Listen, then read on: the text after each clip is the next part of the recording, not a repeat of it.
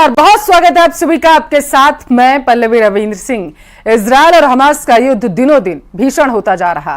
Rafah camp से Israeli हमले की जो तस्वीरें सामने आ रही हैं वो बेहद ही चौंकाने वाली हैं।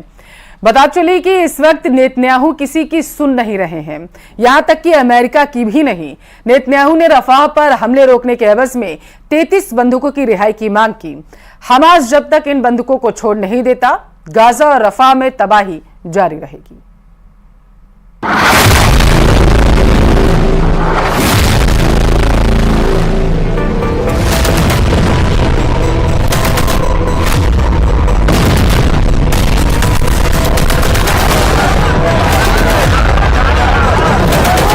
धुएं का उठता गुबार,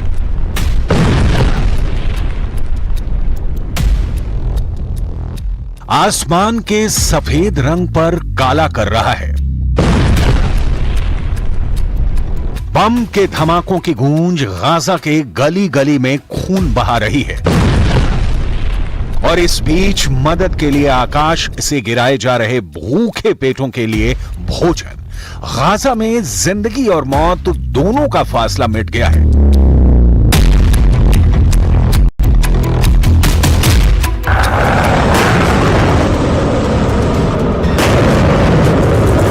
इजरायल अपनी पूरी सामर्थ्य के साथ गाजा को रौंद रहा है।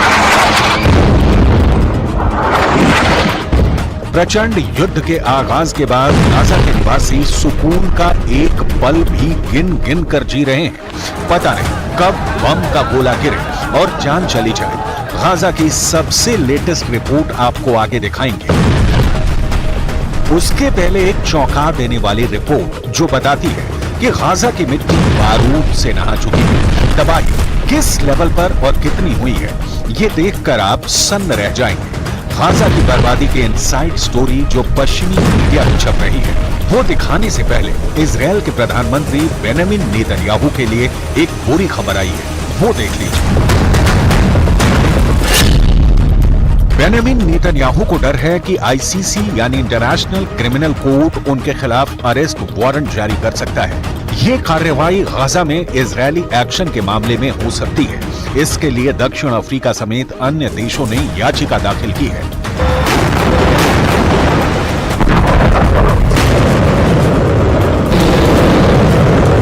इसके पहले आईसीसी ने रूस के राष्ट्रपति व्लादिमीर पुतिन के खिलाफ अरेस्ट वारंट जारी किया था। पुतिन पर आरोप है कि वो यूक्रेनी बच्चों को अवैध तरीके से रूस लेकर आए। आईसीसी के इस कदम की तुलना टॉयलेट पेपर से करते हुए रूसी अधिकारियों ने इसे बेकार बता दिया था और पुतिन ने यूक्रेन पर हमला बंद करने की जगह और बढ़ा दी।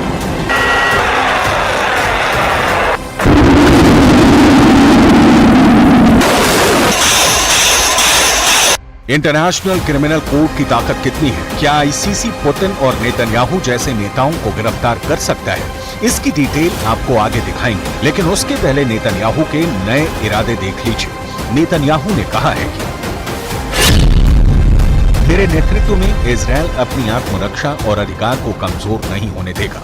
इंटरनेशनल क्रिमिनल कोर्ट के किसी भी प्रयास को हम कभी स्वीकार नहीं करेंगे। मध्य पूर्व एकमात्र लोकतंत्र और दुनिया के एकमात्र यहूदी देश के सैनिक और अधिकारियों को गिरफ्तार करने की धमकी अपमानजनक है। हम इसके आगे नहीं झुकेंगे। नरसंहार करने वाले आतंकवादियों के खिलाफ हमारी लड़ाई जारी रहेगी।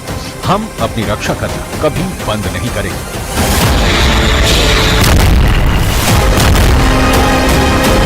मैसेज लाउड एंड क्लियर है। इजरायल हमास के अंतिम आतंकवादी के खात्मे तक युद्ध बंद नहीं करने वाला है। आईसीसी के चेतावनी का असर उल्टा हुआ है। कयास लगाए जा रहे हैं कि आईसीसी के फैसले से होने वाले दबाव से ध्यान हटाने के लिए इजरायल कोई बड़ी कार्रवाई कर सकता है। ये ध्यान देने वाली बात है कि कुछ दिनों पहले ही नेतन्याहू ने ब्रिटेन और जर्मनी के विदेश मंत्रियों से मुलाकात की थी। इस मामले में मदद की।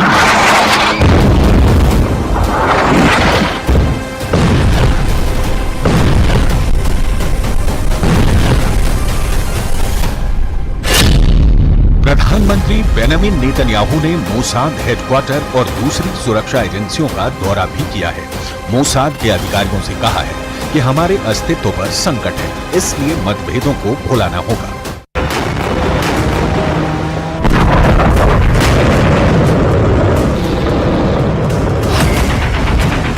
मतलब इजराइल ने गाजा को नेस्तोनाबूद करने के लिए एक और सीक्रेट प्लान की तैयारी कर ली है। रफा में लगातार इजरायली हमले इसकी बानगी।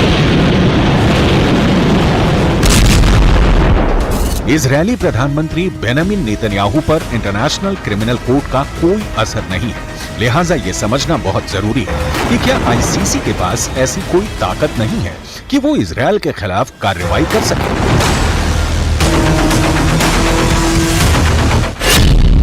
इंटरनेशनल कोर्ट अंतर्राष्ट्रीय अपराधियों के खिलाफ मामला लेता है। नीदरलैंड के हेग में इसका बेस है और कुल 123 देश इसके सदस्य हैं। 2002 में बना ये कोर्ट वॉर क्राइम, मानवीयता पर खतरे, नरसंहार और दंगे फसाद के अपराधियों पर कार्रवाई की बात करता है, लेकिन इसके पास कोई पुलिस फोर्स नहीं है, यानी सदस्य देशों पर इसके फैसले को अमली जामा पहनाने की जिम्मेदारी होती है।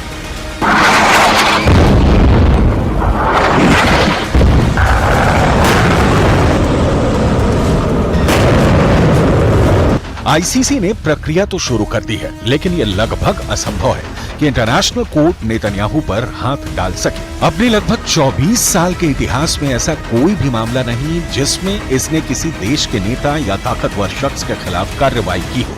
तो आईसीसी भले ही फैसला सुनाए, उसे जमीन पर उतारना मुश्किल दिख रहा है। नेतन्याहू इस बीच फुल एक्शन में है और गाजा के खिलाफ जिस तरह की कार्रवाई कर रहे हैं उसका नतीजा दिखाती एक रिपोर्ट सामने आई है। इजरायल के गाजा में जारी हमलों से किस तरह का नुकसान हुआ है, इस पर संयुक्त राष्ट्र के एक शीर्ष खनन अधिकारी ने बड़ा दावा किया है।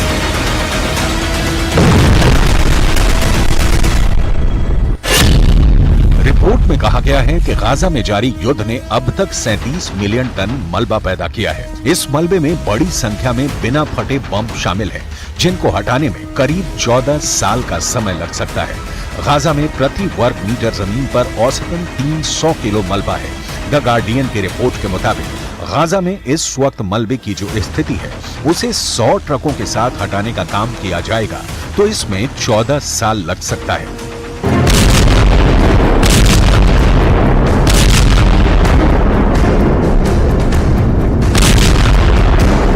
रिपोर्ट में इस बात का जिक्र है कि गाजा में नष्ट की गई इमारतों में से 65% रिहायशी बिल्डिंग थी। तबाही की ऐसी शक्ल सूरत डराने वाली है। ये हाल तब है जब इजरायल गाजा पर नए हमले की तैयारी में जुटा है। मतलब 7 अक्टूबर को जब युद्ध की शुरुआत हुई थी, तब से लेकर अब तक, यानी 7 महीनों में जितना बारूद बरसाया गया है उससे पैदा हुए मलबे को हटाने में ही 14 वर्ष लग जाएंगे, जबकि अभी युद्ध जारी है और इसकी समाप्ति की अभी कोई तारीख तय नहीं है। गाजा के स्वास्थ्य विभाग के मुताबिक 7 महीनों में इजरायली हमलों में 34,000 फिलिस्तीनी मारे गए हैं, जिसमें से अधिकांश महिलाएं और बच्चे हैं। इजरायल ने 7 अक्टूबर के हमले के जवाब में युद्ध शुरू किया, जब हमास ने 1200 लोगों को मार डाला और 250 को बंधक बना लिया। तब से लेकर आज तक गाजा दहल रहा है।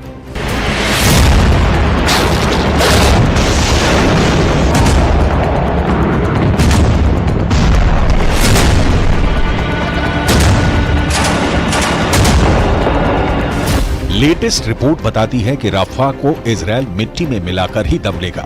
इजरायल ने गाजा पट्टी के दक्षिण में रफा शहर पर योजनाबद्ध हमलों को रोकने के लिए हमास से कम 33 बंधकों को रिहा करने की मांग की है। हमास इससे खौफ में है और इजरायल अपने बंधकों की रिहाई के लिए बेचैन है।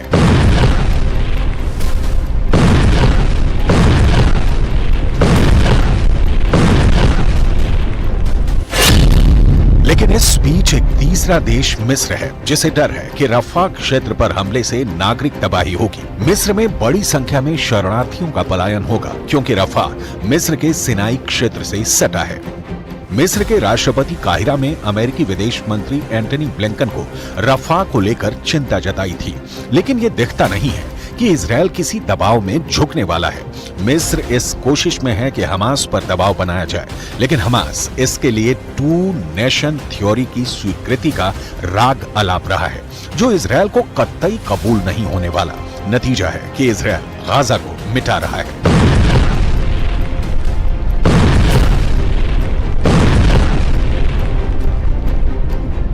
एक नया वीडियो सामने आया है। ये वीडियो बेहद डरावना है। ये वीडियो आईडीएफ यानी इजरायली डिफेंस फोर्स ने जारी किया है, जिसे लेकर कहा गया है कि इजरायली सेना पर हमले के लिए घात लगाकर बैठे दर्जनों हमास आतंकियों को ट्रेस करके आईडीएफ ने उन पर भयानक एयर स्ट्राइक कर दी है। हमला इतना जबरदस्त था कि सभी आतंकियों के परखच्चे उड़ गए। इजरायल को मानवीय संकट का वास्ता देकर हमास के खिलाफ एक्शन को रोकने के लिए अमेरिका समेत दुनिया के कई देश और संस्थाएं अपील कर चुके हैं, लेकिन प्रधानमंत्री बेंजामिन नेतन्याहू पर इसका कोई असर नहीं हो रहा है। इसका कारण है हमास का वो जलजला, जिसने इजरायल के अस्तित्व के सामने ही संकट पैदा कर दिया है। हमास के कारण ही ईरान ने अटैक किया, हमास के कारण ही लेबनान से हिजबुल्ला का, यमन से हूथी लड़ाकों का इजरायल पर हमला हो रहा है। लिहाजा अपील दलील चाहे बेंजामिन से इंटरनेशनल संस्थाएं जितनी करें, उसका कोई प्रभाव कम से कम फिलहाल तो नहीं होने वाला दिख रहा है।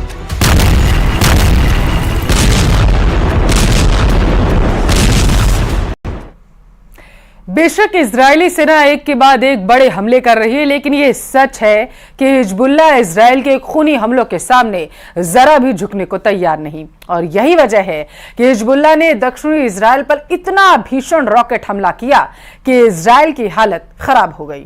पूरे इजरायल में सायरन बज रहे हैं।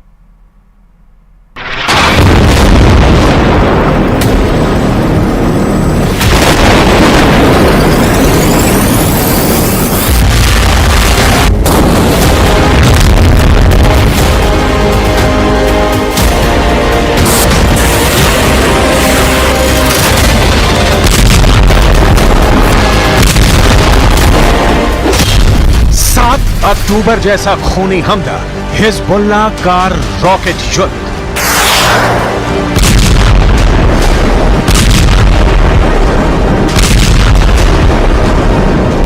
पिछले 2 हफ्ते से इजरायली सेना लेबनान से लेकर सीरिया तक हिजबुल्ला के ठिकानों पर बेहद खूनी और खौफनाक हमले कर रही है। महज 72 घंटे के अंदर इजरायल ने हिजबुल्ला के 40 ठिकानों पर हमला करके आधे से ज्यादा टॉप कमांडर मार डाले हैं। लेकिन अब हमले से बौखलाए हिजबुल्ला चीफ हसन नसरल्ला ने इजरायल में घुसकर ऐसे हमले करवाए हैं कि इजरायल हिजबुल्ला के हमलों से कांप गया है।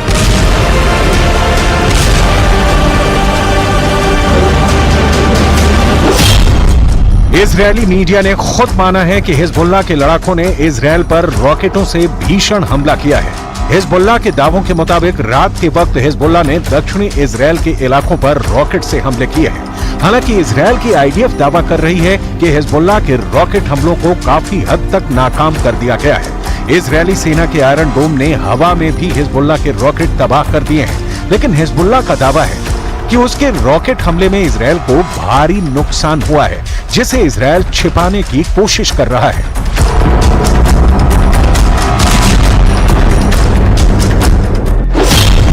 खौफ में इजरायल 40 हमलों का बदला। अब आप ये भी जान लीजिए कि हिजबुल्ला के खौफनाक हमलों से इजरायल क्यों घबराया हुआ है। हाल में इजरायल ने डंके की चोट पर कहा था कि उसने हिजबुल्ला का सफाया कर दिया है। इजरायली सेना लेबनान में हिजबुल्ला लड़ाकों पर कहर बनकर टूट पड़ी है। इजरायल के रक्षा मंत्री योव गैलेंट ने दावा किया है कि ईरान के हमलों में मदद करने वाले हिजबुल्ला के आधे से ज्यादा कमांडर इजरायली सेना अब तक मार चुकी है। इजरायल के रक्षा मंत्री योव गैलेंट के मुताबिक इजरायल की आईडीएफ ने दक्षिणी लेबनान में हिजबुल्ला के कमांड सेंटर को निशाना बनाया है। कुछ दावों के मुताबिक कमांड सेंटर में हिजबुल्ला के टॉप कमांडर मौजूद थे, जिन पर इजरायल ने पहले मिसाइलों से हमले किए और फिर फाइटर जेट से हिजबुल्ला के ठिकानों पर हमले किए हैं। इजरायल का दावा है कि इजरायल के इस हमले में आधे से ज्यादा हिजबुल्ला के टॉप कमांडर मारे जा चुके हैं। ये वो कमांडर थे जो लगातार ईरान की मदद इजरायल पर हमला करने में कर रहे थे। दक्षिणी लेबनान में इजरायल के इस बेहद खूनी हमले से ईरान, हूथी और हमास बुरी तरह बौखला गए हैं। התוצאות המבצעיות הן מרשימות מאוד. מחצית ממפקדי חיזבאללה בדרום לבנון חוסל. אלה האנשים שהיו אחראים על הפעולה ההתקפית, על הרצון לפגוע באזרחי מדינת ישראל. אנחנו גרמנו לכך שאו שהם מתים अब सवाल उठता है कि अगर इजरायल के दावे के मुताबिक भीषण हमले में हिजबुल्लाह को भारी नुकसान हुआ है, तो उसका असर हमास और ईरान पर क्या पड़ेगा? अगर देखा जाए तो इस वक्त इजरायल की सेना ने एक बार फिर से हमास की सफाई के लिए बहुत बड़ा ऑपरेशन चला रखा है।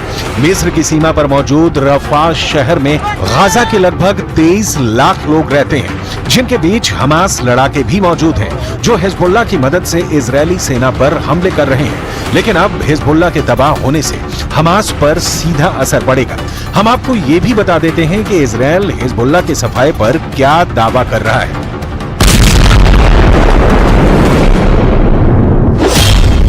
इजरायल के रक्षा मंत्री यो गैलेंट के दावों के मुताबिक आईडीएफ ने दक्षिणी लेबनान में हिजबुल्लाह के ठिकानों पर हमला किया है। दावे के मुताबिक आईडीएफ के भीषण हवाई हमलों में हिजबुल्लाह के 40 ठिकाने पूरी तरह से तबाह हो गए हैं। आईडीएफ के 40 हमलों में हिजबुल्लाह के आधे से ज्यादा टॉप कमांडर्स के मारे जाने का दावा किया गया है।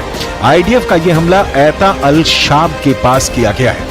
ऐता अल शाब और आसपास के गांवों पर 13 से ज्यादा हवाई हमले इजरायली सेना ने किए हैं, जिसमें हिजबुल्लाह के स्टोरेज और हथियारों की फैसिलिटी को भी निशाना बनाया गया है। इजरायली सेना का दावा है कि हिजबुल्लाह ने उन इंफ्रास्ट्रक्चर को तबाह किया है जहां से इजरायल पर हमला करने की तैयारी चल रही थी। इधर हिजबुल्लाह ने दावा किया है कि उसने इजरायल से बदला लेने के लिए उत्तरी इजरायल के सीमावर्ती गांव पर दर्जनों कत्यूशा रॉकेट दागे हैं।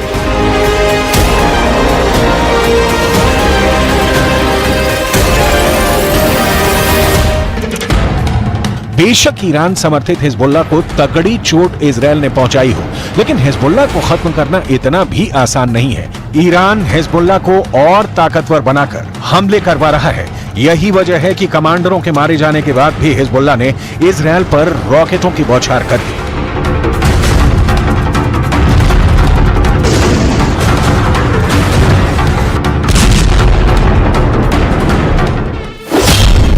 हिजबुल्लाह ने दक्षिणी इजरायल पर रॉकेटों की बौछार करके इजरायल से बदला लिया है। हिजबुल्लाह के दावों के मुताबिक उसने 30 से ज्यादा रॉकेट दक्षिणी इजरायल पर दागे हैं। दावा तो यहां तक किया गया है कि हिजबुल्लाह के लड़ाकों ने दक्षिणी इजरायल पर हमला करने के लिए कत्यूशा रॉकेट का इस्तेमाल किया है। हिजबुल्लाह का रॉकेट हमला इजरायल से अपने कमांडरों की मौत का बदला माना जा रहा है। हिजबुल्लाह चीफ हसन नसरल्लाह ने धमकी देते हुए कहा है कि अभी हमने अपना मुख्य हथियार नहीं निकाला है, जिस दिन निकालेंगे इजरायल का विनाश हो जाएगा। الأساسي بعد ما طلعناه، القوات الأساسية بعد ما استخدمناها. لمعلوماتكم نحن بعدنا حجز قوات مش عاملين. نحن الشباب يشتغلوا بالجبهة خدمة إجازة، يعني بيروح بيخدم وقته بيوجع على بيته، بيطلع بديله بيخدم وقته بيوجع على بيته وهكذا. ومع ذلك عاملين الإنجازات المعمولة بالشمال اللي سألوا الإسرائيليين عنها. हिजबुल्लाह की ताजी खूनी धमकी को इजरायली सेना जरा भी हल्के में नहीं ले रही है। 7 अक्टूबर से इजरायल और हमास के बीच युद्ध शुरू हुआ है। लेबनान से हिजबुल्लाह की तरफ से लगातार हमले इजरायल पर हो रहे हैं। ये हमले उस वक्त बेहद तेज हो गए जब ईरान ने 13 अप्रैल को 350 से ज्यादा ड्रोन और मिसाइलों से इजरायल पर हमला किया था। ईरान ने 60 टन से ज्यादा बारूद का इस्तेमाल इजरायल पर हमला करने में किया था। हालांकि इजरायल ईरान के खूनी हमले से तो बच गया, लेकिन हिजबुल्लाह ने इजरायल पर हमले तेज कर दिए। इधर इजरायली पलटवार में लेबनान में अब तक 380 लोगों की मौत हो चुकी है। इसमें ज्यादातर हिजबुल्लाह के लड़ाके हैं। अब इजरायल के साथ दिक्कत यह है कि वो 3 फ्रंट वॉर के बीच घिर गया है। एक तरफ हमास है, दूसरी तरफ हिजबुल्लाह और तीसरी तरफ हूथी है, जो इजरायल पर समंदर के जरिए हमले कर रहा है। अमेरिका इजरायल पर हूथी का हमला। जिस वक्त इजरायली सेना गाजा और रफा में चुन चुन कर हमास के लड़ाकों को मार रही थी, उस वक्त हिजबुल्लाह उत्तरी इजरायल पर लेबनान की तरफ से भीषण हमले कर रहा था।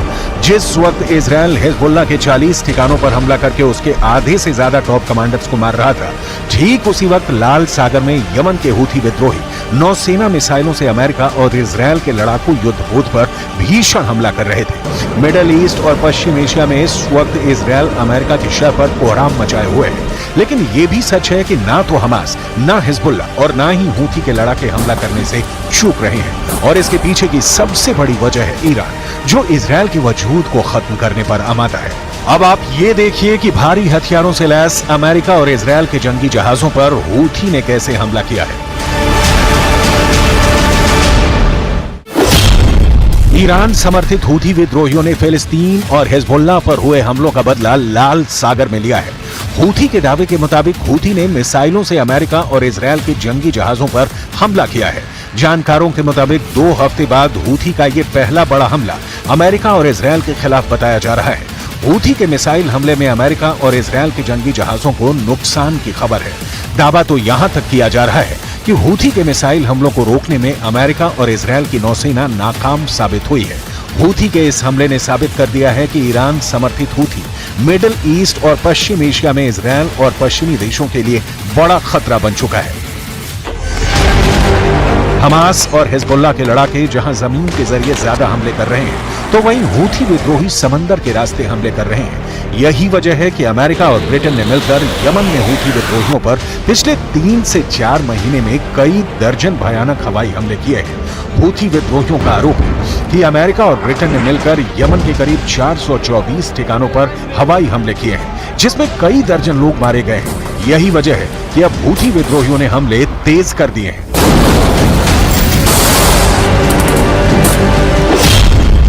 ईरान समर्थित हूथी विद्रोहियों के प्रवक्ता याया सारेया ने दावा करते हुए कहा कि लाल सागर में अमेरिका के 2 जहाजों पर हमला किया गया है, जिसमें से एक जहाज अमेरिकी विध्वंसक है, जबकि इजरायल का एक क्रूज जहाज हूथी हमले का शिकार हुआ है। हूथी ने अमेरिका और इजरायल के जहाजों पर नौसैनिक मिसाइलों से हमला किया है। हूथी के दावे के मुताबिक उसके हमले में अमेरिकी जहाज मैस यॉर्कटाउन, अदन की खाड़ी में एक अमेरिकी विध्वंसक और हिंद महासागर में इजरायली जहाज MSC वेराक्रूज को निशाना बनाया गया है। نفذت القوات البحرية في القوات المسلحة اليمنية عملية عسكرية استهدفت سفينة ميرسك يورك تاون الأمريكية في خليج عدن بعدد من الصواريخ البحرية المناسبة وكانت الإصابة دقيقة بفضل الله। कुल मिलाकर गाजा युद्ध पूरे मिडिल ईस्ट और पश्चिम एशिया के युद्ध में बदल चुका है। इजरायल एक ऐसी जंग में फंस चुका है जिसके अंत की तारीख दूर दूर तक नहीं दिख रही है। ये जंग अब सर्वनाश के साथ ही खत्म होगी।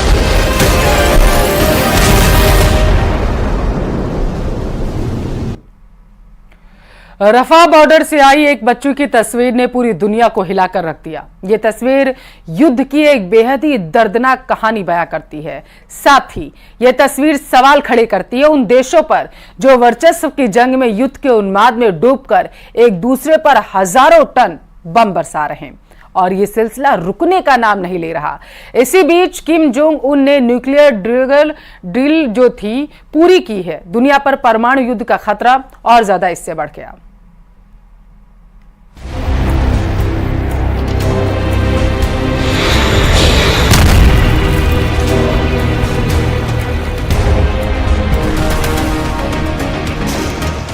ये बारूदी विध्वंस कब रुकेगा? इस त्रासदी से इंसानियत कैसे बचेगी? क्योंकि इस आजमाइश ने अगली पीढ़ी को संकट में डाल दिया है।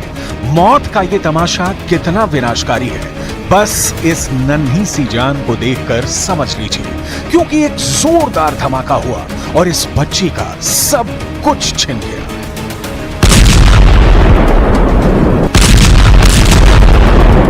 ये वो बच्ची है जिसे अपनी मां का दूध भी नसीब नहीं हुआ।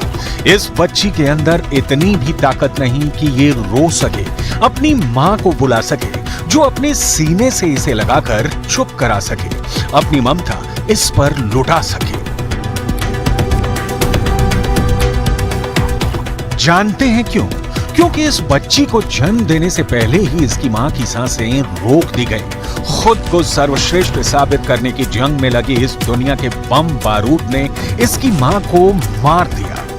ये बच्ची भी शायद ही इस दुनिया में सांस ले पाती। वो तो शुक्र हो उन डॉक्टरों का जिनकी नजर शवों के बीच में पड़ी इसकी मां पर पड़ी, जिसके बाद डॉक्टरों को पता चला कि ये महिला 30 हफ्तों की गर्भवती है। डॉक्टरों ने तुरंत ही बच्ची की मां का ऑपरेशन किया और बच्ची को बचा लिया गया। जिस वक्त बच्ची को बचाने के लिए डॉक्टर जद्दोजहद कर रहे थे, उस वक्त उसकी मां का बदन ठंडा पड़ चुका था। बच्ची की मां बेजान हो चुकी थी, सांसों ने उसके शरीर का साथ छोड़ दिया था, वो मर चुकी थी।